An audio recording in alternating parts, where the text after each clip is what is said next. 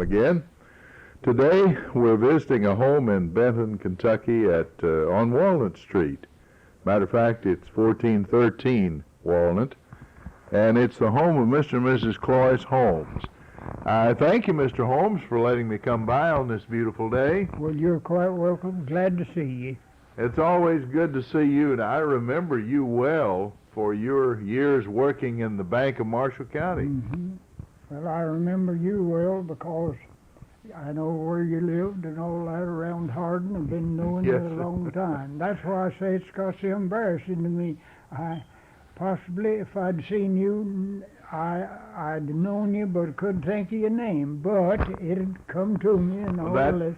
That's beginning to happen to me too. Well, that's what they tell me, and they say don't worry, Clois. So let's don't give up. Let's just keep going well, as long as we can. So that's fine. Mr. Holmes, were you born in Marshall County or nearby? Born in Graves County. Graves County, in okay. A mile of the Marshall County line.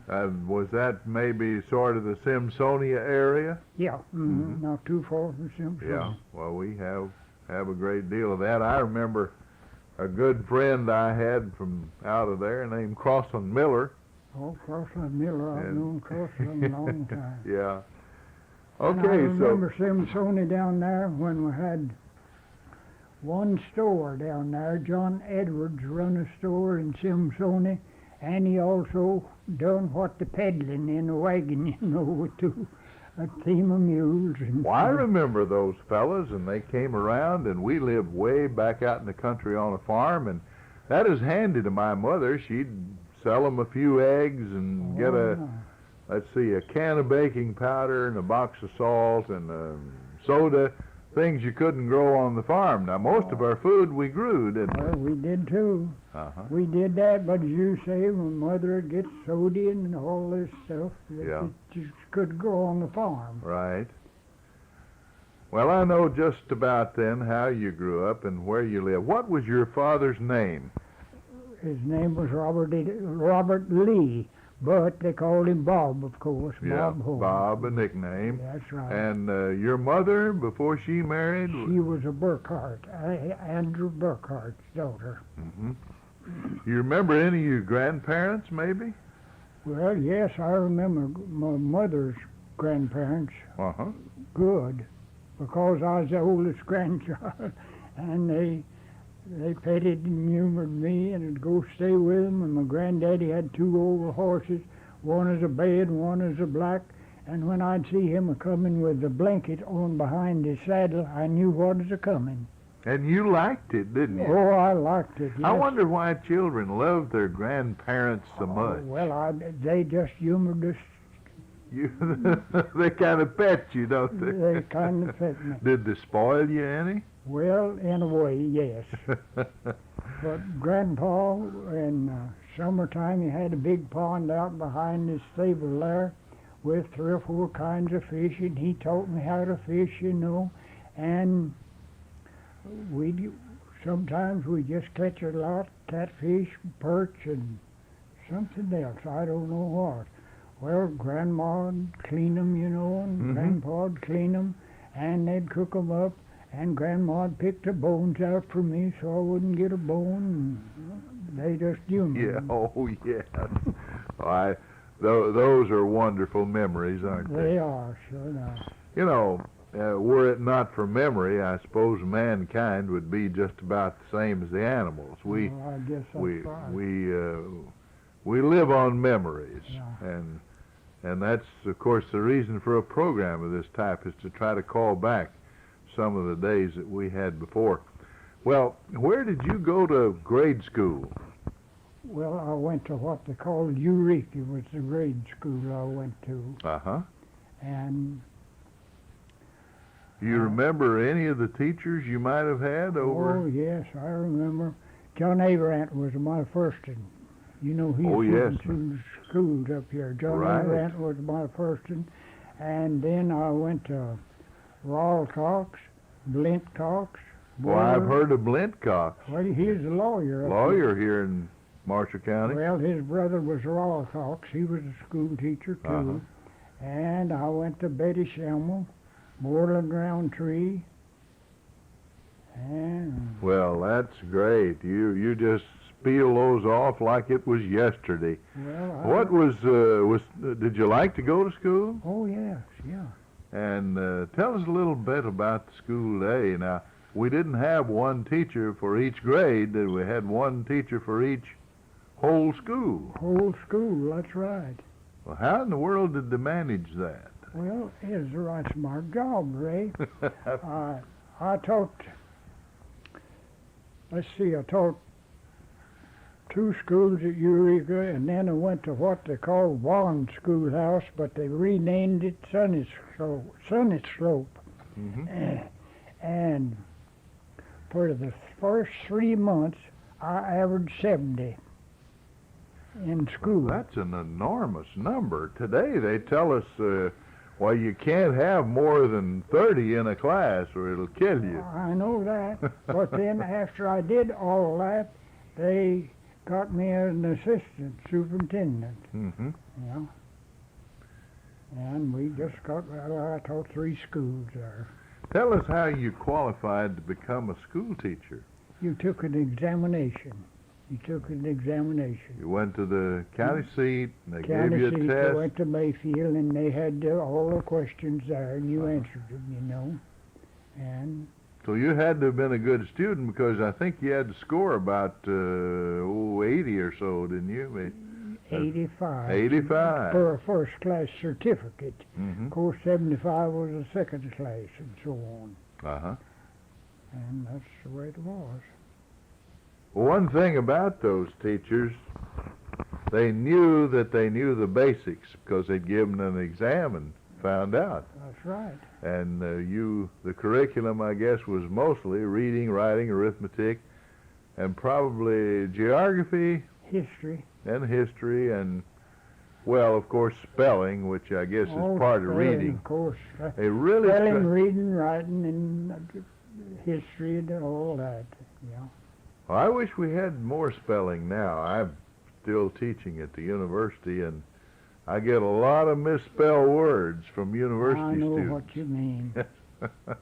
And I'm not bragging on myself, but me and another person there, a girlfriend of mine, we were terrible good spellers, and they did invite us off to other places, you know, gum and so on. And Did you ever go to a spelling bee and where they, you either had to sit down when you missed a word or they turned you down? it turned you down. That's what I'm talking about. Yeah. Yes, Phil? Am I remembering correctly that in these events in school that the teacher sometimes would say at the first of the year now, the student at the end of the year who has the most head marks will win a little prize. I believe that happened to me, and I think I won that one year. What was a head mark? Do you remember any such name as that? Not at the present time. Yeah, well, what they did, I've just read R.V. Lentz's book. R.V. Lentz was a fellow who grew up around Hardin and was kin to a number of Marshall County people. And he said that he'd marked down in his book if when a person's turned down everybody and wound up at the head of the line, for that day they gave them a head mark. And of course they did that every day all year for the school term, which was about 6 months then, as I believe he said. School started the 1st of July and ended, maybe a little after Christmas. Yeah. And at the end of the year, the student who had the most head marks was, I guess, the best speller. Yeah. And they gave him a little prize of some kind, maybe a good lead pencil or whatever. Yeah, you got a prize. Yeah, I've got a book or two. I've got one here now. I forgot what the name of it is, but I got that. Me and the girl at Clark's River School just spelled and spelled. We was on different sides, of course, and we just spelled and spelled. And she spelled and I did too, and we never did miss a word, and they just called a halt to it. Gave up. Gave up, that's right. Oh, that's I mean, good. her spelled for an hour, I guess. Oh, that's wonderful. Yeah, Do you mind telling us about how old you are, Mr. Holmes? not a bit. How old would you guess I am? Oh, I'd say you're 71. Well, good for you. I was 90 the 24th of July. 90? Well, I need to give you a quarter for that or something. That needs a prize, doesn't it? You've certainly passed 70. That's what I think about. I was telling her the other day, I didn't know why, and while we were talking, I've asked two preachers, they're both sitting there where you are, and I was sitting here, and I asked them why the good Lord was keeping me here so long. Was it for the good I was doing or for the punishment?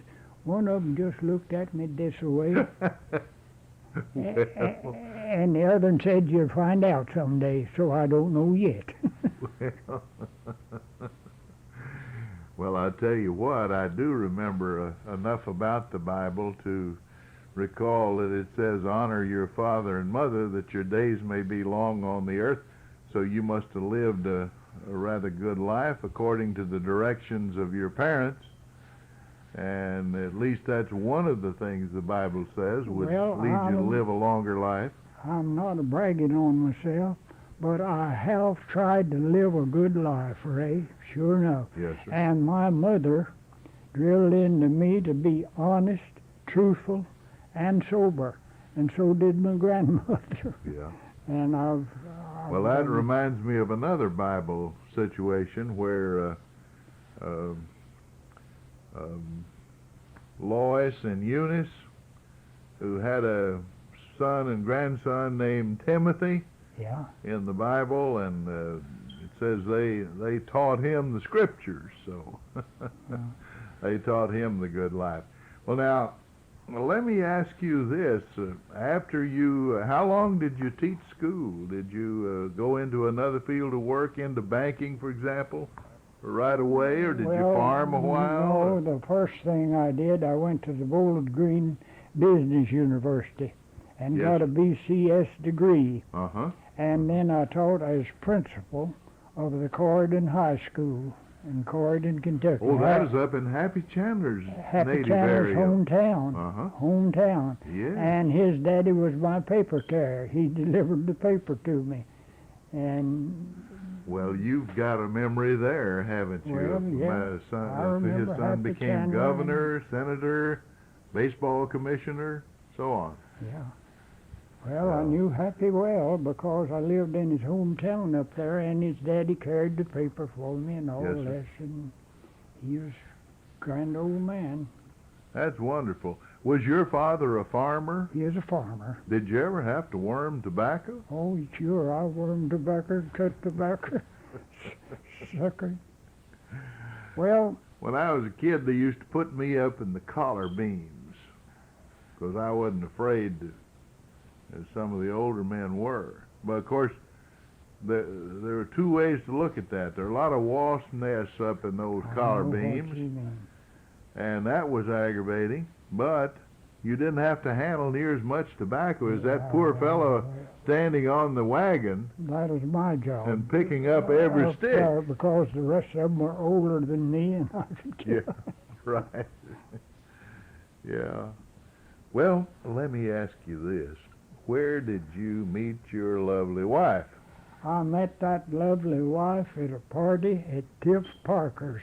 Tiff Parker's, the play party. You know what I mean. Oh, yes. I Well, that's remember where play I party. met her in the first.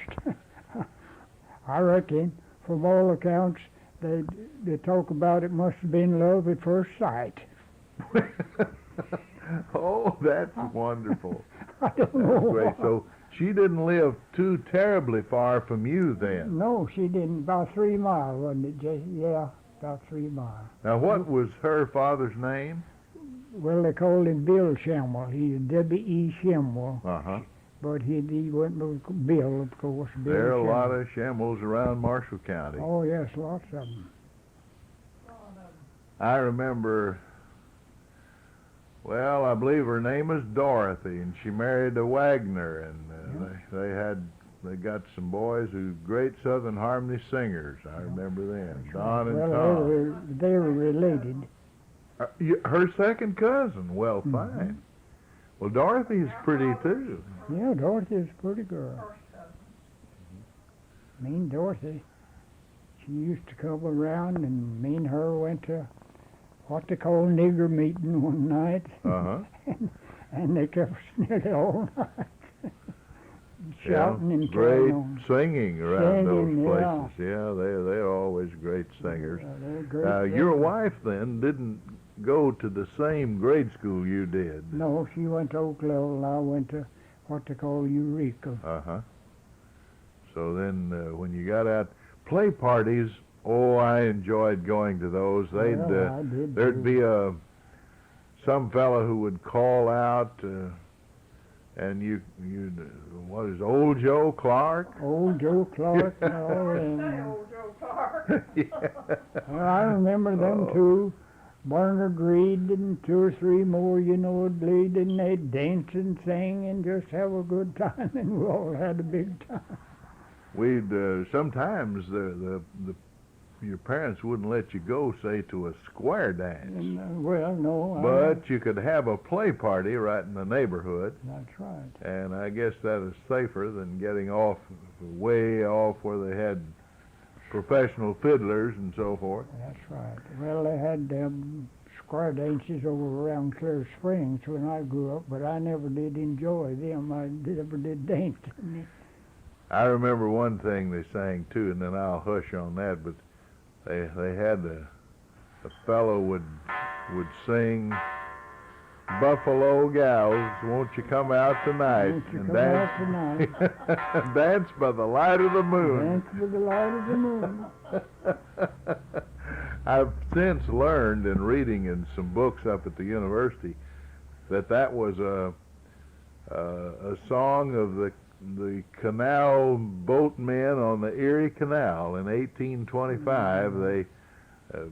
They'd be sailing from New York on those canal boats to pick up wheat, and Buffalo, of course, was the port on Lake Erie, and they were lonesome and looking for a girlfriend, and so they sang about the Buffalo gals. Buffalo gals, that's right. Yeah, I remember that. Okay, now when did you start working at the Bank of Marshall County? 19? You worked there nearly 30 years, I think you said, didn't you? Yeah, 28. Well, I've even forgotten. Go get my watch in there, Jesse, and we'll see. Well, I don't want to it make don't any matter. big I point just- of it, but you did begin working there, and worked, I guess, till you were, what, 65 probably? No, I was over 72. Over 72 when Yeah. when you quit working Over there. then. 72, that's right. Well, that was a very pleasant place to work. I guess you met an awful lot of people in the county who I've did not got business my there. glasses, but you can see there. Well, let's see. Now, here's a beautiful watch that I suppose they gave you at your retirement. They did. And it's got when I started and when I quit there. And it, on the other side there. Okay. 19, well, Now, let me see if I can read it here. 1944 to 1971, Right. Bank of Marshall County. Yeah. Well, there it is. You started in 44, Yeah. and you worked till 1971. That was a very they fine gave career. me that as a retirement. Yeah. Well, someday I hope to earn a watch similar to that. Although I guess the schools are too poor to give them. Maybe. I guess they are. School's not like they were when I went No. to school and taught school. Okay, now time is flitting along pretty rapidly. Could you sort of try to remember a few things about? You've told us about the ice plant and how you'd get ice. You go and make ice cream on Saturday night and so on. You remember anything else about how you amused yourself? You went to play parties. Went to play parties. Did the neighbors ever go just sit to bedtime with? Oh, yeah. Yeah. Yeah, and it's like I said, maybe they'd hitch up to the wagon, you know, and bring 3 or 4 children and all that, and have a big meal and so on. Another thing that we always regarded sort of as amusement, and I don't mean that in any light sense, but going to church was one of the pleasant things you did. Oh, yeah, let's see, now I went to, when I was growing up, we'd hitch up to the wagon, go to Oak Level Christian Church, the Methodist Church, and we'd go to McKendree, and all them places. Of course, they just had preaching once a month then. Yes. Oh, I remember well, and when we started going twice a month, why, I thought, man, we're just about uptown. Yeah. Some of the big city churches, of course, had church every Sunday. Well, we attended all the churches, of course, like McKendree and Oak Level, and of course I belonged to the Baptist Church at Sand Hill. Yes, sir. And joined there when I was 16 years old and was baptized in my granddaddy's big pond out there. In the pond where you'd fished. Where we'd fished, Yeah, okay. And there was just 10 of us baptized from Sand Hill, and Kenny Woods baptized us. Brother N.S. Castleberry held a protracted meeting. I remember a preacher named Castleberry. Yeah, N.S. Castleberry. Shields Castleberry lived right out of Benton here.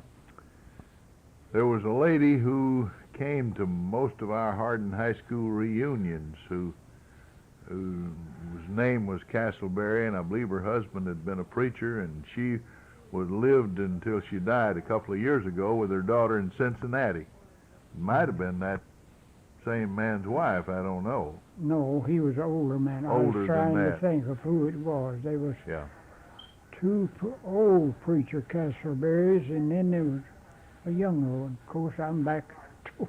Well, I suppose this would have been the younger one then. Yeah, it'd have been the younger one. Because Miss Castleberry was in the first class at Hardin, which received that is, the first class that got regular high school, college level diplomas. And college prep diplomas, and that was 1917. Yeah. And Paul Castleberry was a grandson of Brother Shields Castleberry, and he belonged to New Harmony down here and preached around. All right, now, Mr. Holmes, did you and your wife have any children? We had 2 sons, Clois Jr. and Jesse Eugene. Clois Jr. over there. Now, I remember the one that's a schoolman. I believe he's in Illinois. That's Eugene. He's the younger one. Yeah. Now, your older son was in World War II. Yeah, he was a naval air pilot. And crossed the Pacific Ocean and around. He carried provisions over there and brought the wounded back. And he crossed the Pacific Ocean 25 times, wasn't it, Jesse? Something away a whole lot. And they sent him back then for a rest. And he carried Navy personnel in from Topeka, Kansas to San Francisco while he was on his rest. And then, of course, he had that crash in a storm in San Carlos, California. And he was killed. Yes, he was killed. Of course, so you've, like all families, you've had some good times and you've had some tragedies. That goes with all of it, doesn't it? Now, your younger son, I have known not real intimately, but I've known about him, seen him, met him. Now, he has an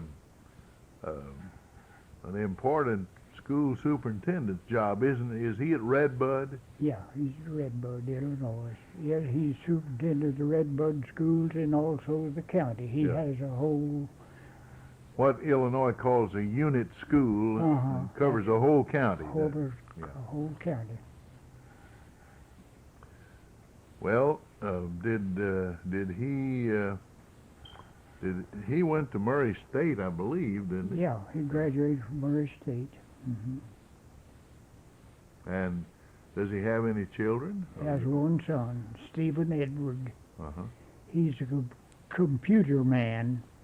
He goes to all these banks around in this. Well, he goes to Murray and all around here in Illinois. Goes to the banks to learn them how to use the computer. Yes. He's a computer man. That seems to be the coming thing, and That's the thing now. yeah. Well, would you happen to have any grandchildren? No, You don't have any no, grandchildren. don't have okay. any grandchildren. So, And my cousins all fuss at me and carry on. Say, if Steve don't have a Holmes son, that's the end of our Holmes generation. But there's nothing I can do about that. well, no, I guess we can't control everything on Earth, can we? That's their business, isn't it? Yeah, right.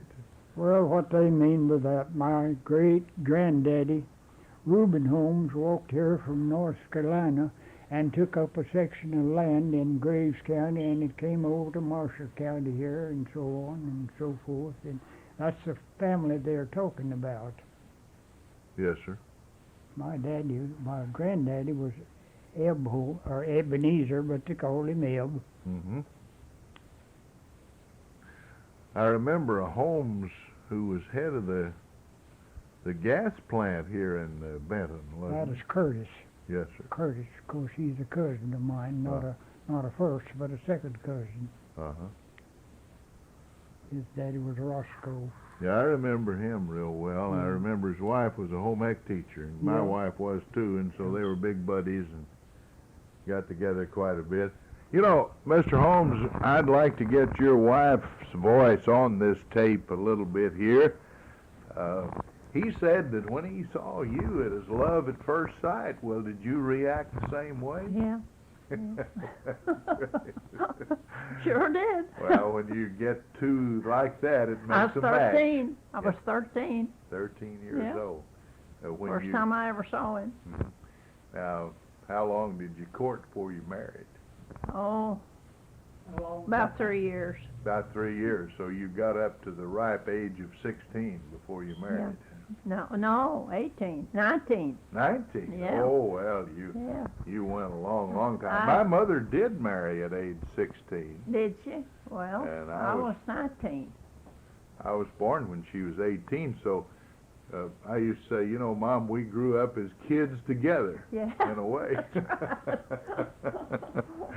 Well, thank you very much. It's been a real pleasant visit for me Enjoyed the visit. to the residents of Mr. and Mrs. Clois Holmes at 1413 Walnut here in Benton on this beautiful day. My name is Ray Mofield. This has been our oral history broadcast, and we return you now to our studio in Benton.